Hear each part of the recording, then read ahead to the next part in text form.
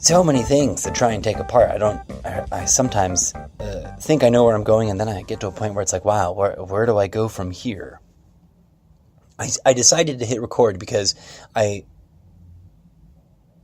had a thought that reminded me that the word atheism is in fact a contraction. It isn't the whole word unto itself. The whole word, as originally spelled out and intended, is anti-monotheism.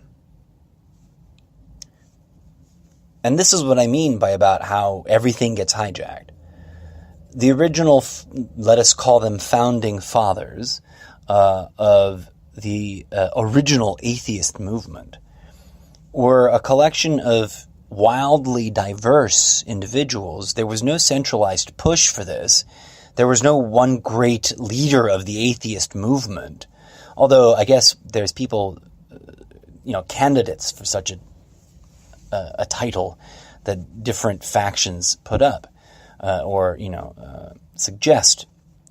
But to the best of my understanding, many of them were of all kinds of spiritual belief systems, and what they were unifying against was the monolithic and very powerful oppression of monotheism. I've spoken about that idea before at length in previous episodes. If you haven't heard them, please dig it up and check it out. I want to now take it to this new level. This fabrication of plausible yet false, divisive, ideological blinders to the truth is no accident. And we all fall prey to it. Look at, I don't mean to offend anyone. I don't mean to offend atheists. I don't mean to offend, people of this religion or that religion, Christians, Muslims, Jews, whatever, Buddhists, Hindus. I don't mean to oppress anyone. We all have a common source, both in the faiths and in the non-faiths. I think the only postmodern, crazy, different thing is that there's people who just don't believe in fuck all. And that's what has opened the door to this denial of everything mentality that's prevalent now. Everything is fake, and all things are to be denied because it is self-supremacy. It is selfie supremacy.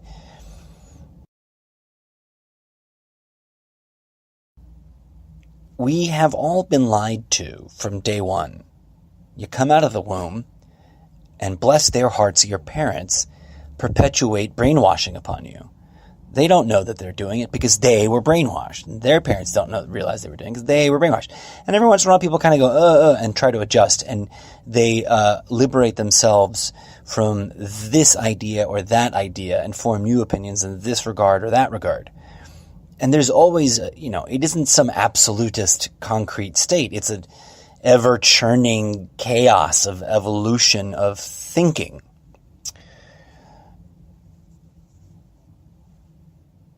But there is a common core. And this is where it gets freaky.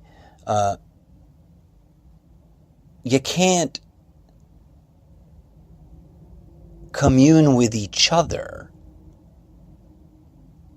if you're clinging to something that is anchored in us versus them ideological brainwashing, right? You can't.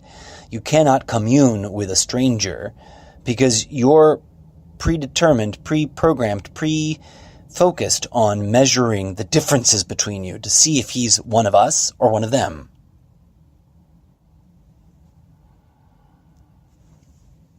But the great joy, the great bliss, the great revelation, the great uprising, the great truth that surprises everyone when they come around to it, as Rumi put it once a long ass time ago, that which you are seeking is seeking you. Or, in another turn of phrase, I think he put it, oh, you're looking for God? Well, that's the problem. It is God doing the looking.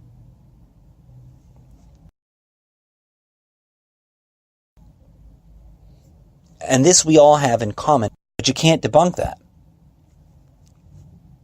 That's a bold statement to make, I know. But I'll leave you there to ponder it, that you cannot debunk nature. You can debunk ideas about nature. You can pick apart philosophies about nature, but you can't debunk nature itself. And therein lies not the evidence, but the proof. Therein lies not the answer to which religion is right, but the only thing that's more important and more transcendent and more resplendent than religion. You follow my meaning? And no matter what you've been brainwashed with, it doesn't take too much effort to realize you are nature.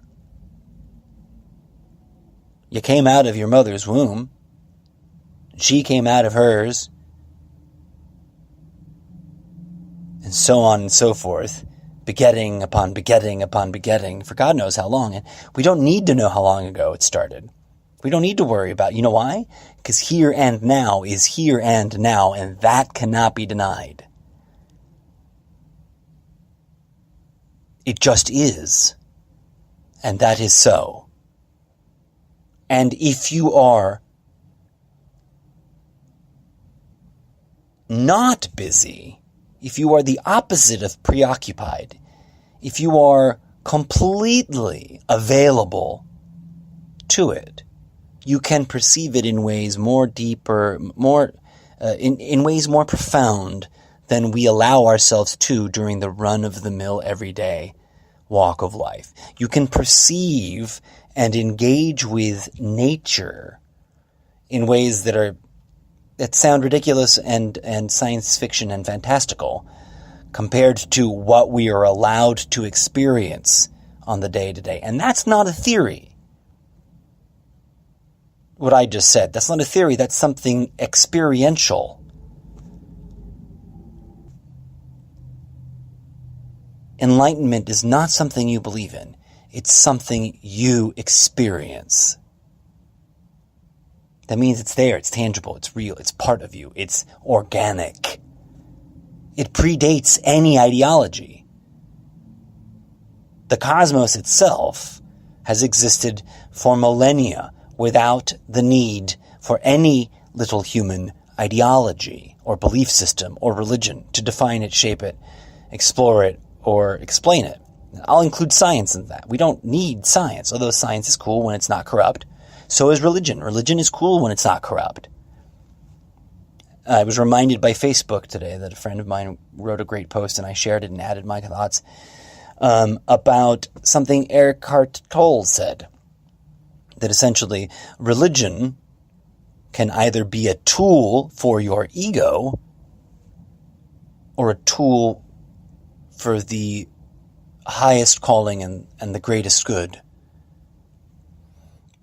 And isn't it interesting and funny and weird and coincidental how altruism is knee-jerk, something just dejected, rejected, laughed at by most people without even really comprehending it?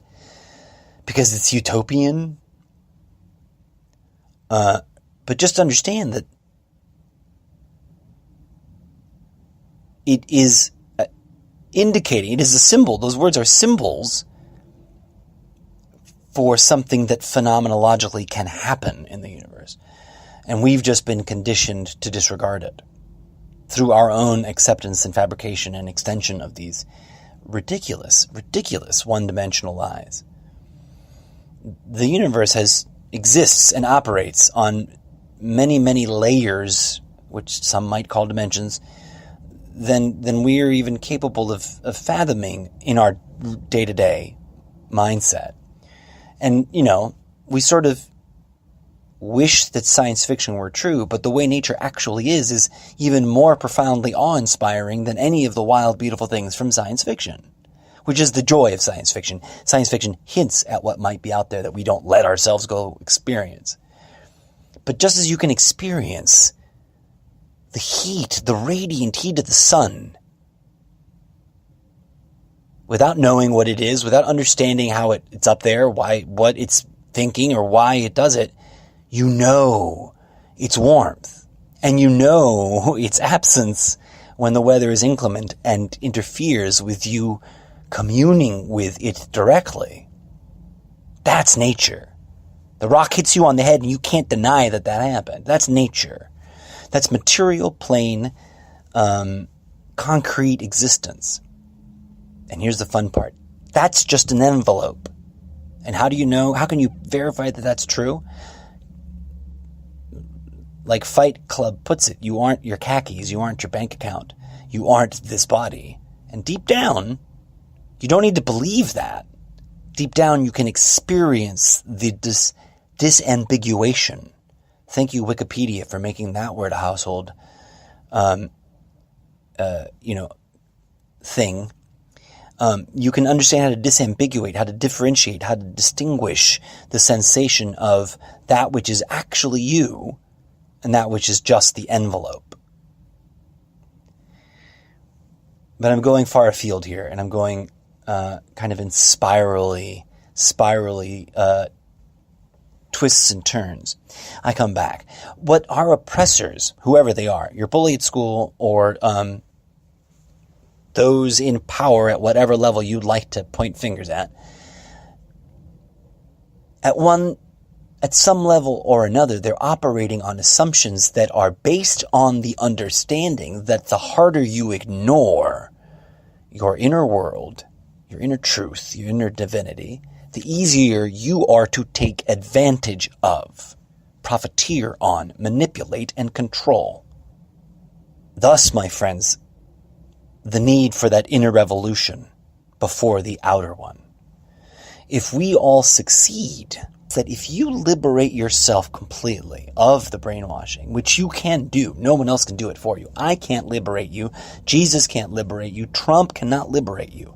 You, and you alone, can liberate yourself, free yourself, emancipate yourself from the ideas to which you either willingly or unwillingly are bound to. And when you shed them all, and it's tough work, it ain't easy, when you shed them all, guess what? Your eyes are clear to perceive yourself in ways you have never perceived yourself before. Your mind and heart and energy centers are available. And as I like to put it, you open up some of the filters that we've locked and shuttered down. And thus, you can commune with the cosmos itself in ways that sound ridiculous and fantastical to you if you've never bothered trying.